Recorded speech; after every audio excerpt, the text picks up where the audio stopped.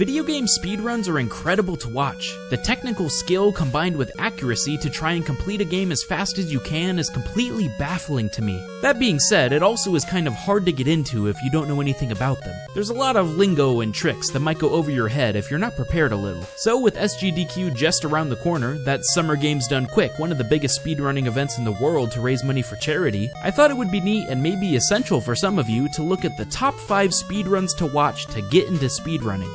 There's a common misconception with the rest of the world that it's not as impressive to beat a game with glitches than it is to beat the game regularly. After all, it's cheating, right? And yes, while it does skip huge portions of a game and it might be executed way faster than playing a game the normal way, it is far from easier. And beating it faster is precisely the point. Most speedruns are trying to get to the ending credits screen as fast as they can by any means necessary. Here's a little speedrunning vocabulary for you. Any percent means to beat the game as fast as possible with no restrictions. Glitches, skips, etc. are all fair game here, and you're not required to do anything else in the game other than reach the ending. 100% means that in addition to beating the game as fast as possible, they are requiring themselves to gather any extra collectibles or whatever it takes to beat the game 100%, generally making the speedrun much longer. Finally, WR means world record and is obviously awarded to whomever beats the game in question the fastest in the world. I myself have even dabbled in speedrunning and held a few world records at one point. They're beaten now by other people though, and I don't really like to talk about it. Just kidding. In fact, the speedrun community is surprisingly encouraging, even when their records get beaten.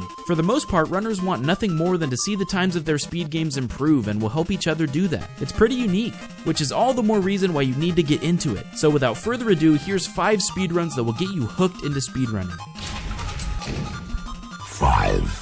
Trihex's Yoshis Island run, AGDQ 2014. This game is really fun to watch a speedrun of because it's all about skill of the regular game rather than glitches and skips. Trihex is a phenomenal runner of Yoshi's Island, and this particular run has a cam on the controller, so you can see exactly how fast he's pressing buttons and the technicality of the run. It's a 100% run, so instead of just breezing through the levels, he needs to collect all the red coins, all the flowers, and end the level with full stars. This means he's utilizing egg throws, multi-jumps, and all sorts of maneuvers to collect everything in the fastest route. The trajectory of the eggs takes absolute precision, and one mess up can add lots of time to the run. It's a great video to start with because it shows just how much ability goes into these speedruns. 4.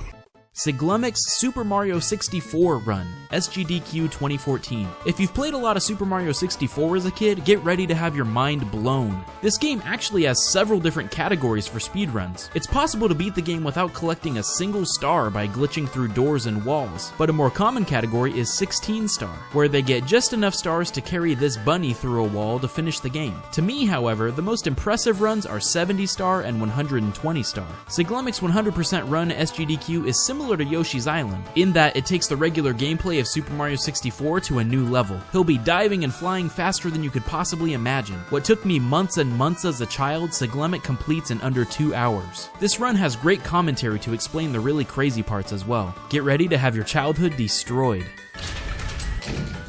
3.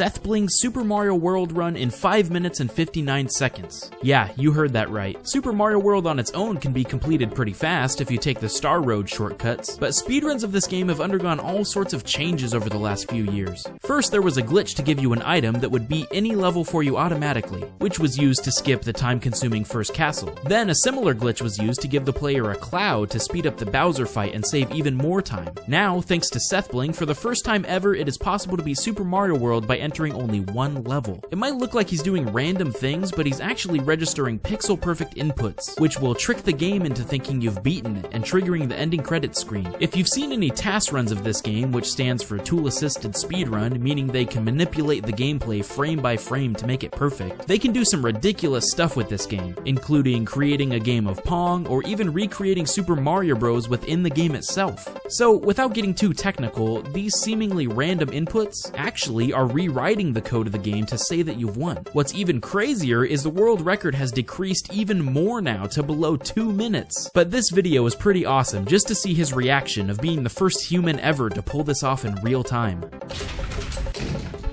2.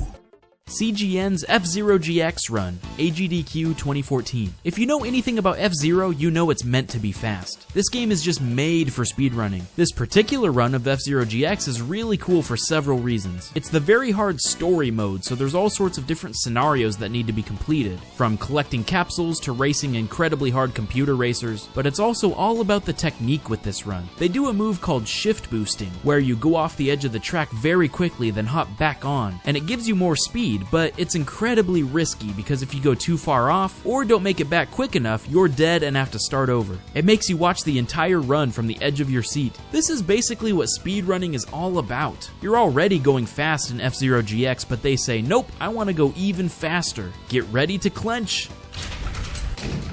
Honorable mention. I love watching speedruns of games that are known for being pretty hard. Shovel Knight and Zelda 2 are among my favorites to watch runs of, but my pick for this list goes to Kamal78's world record run of Dark Souls. My first time through Dark Souls took about 40 hours, so watching someone do it in under 1 ruined me a bit. I still find myself awestruck by how clever and precise runners of this game are. Dark Souls is extremely complex and contains some spectacular glitches, so watching runners master its intricacies and utilize its exploits is truly mesmerizing to watch. Holding the current world record run, Kamal demonstrates this mastery better than anyone else. His run also shows one of my favorite things about speedrunning, which is that it could still be faster. Although they strive to be, speedrunners are not perfect. Certain moves are hard to pull off and bad RNG can quickly destroy a run. Even one as solid as this still has room for improvement. This may seem frustrating, but it gives constant motivation to keep playing, and to me, a runner's passion is a huge part of what makes speedrunning interesting. If this run entertains you, I would also recommend checking out various challenge runs where runners set up guidelines to make things more difficult. Lobos Jr. has a bunch of great ones, my favorite being his no bonfire, no healing items run, which I would highly recommend checking out. Dark Souls is a great game to watch because there are so many ways to approach it. Also, the runners take what is considered to be one of the most difficult games ever made and make it look like child's play. It's really great to watch if you want to feel like an incompetent scrub, which is what I live for. 1.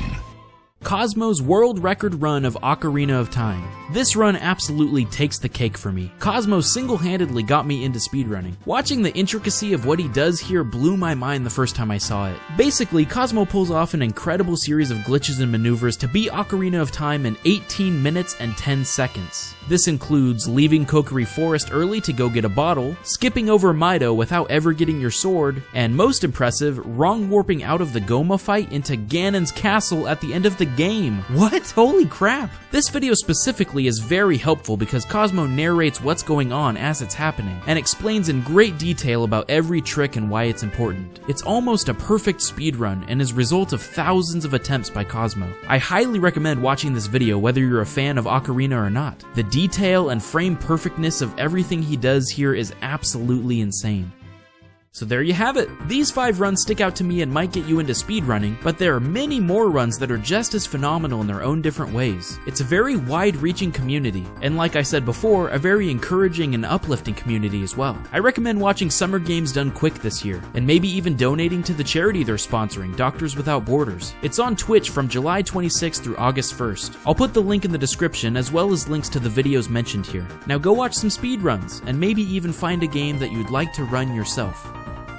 Hey, I'm Snowman, and I hope you enjoyed this top 5. Do you have a favorite speedrun? Put it in the comments below if you do. Feel free to give this video a like, then check out these other awesome videos. Thank you to Raz for doing the honorable mention of this list. You can check out his channel here as well. Thanks for watching, and I'll see you guys next time.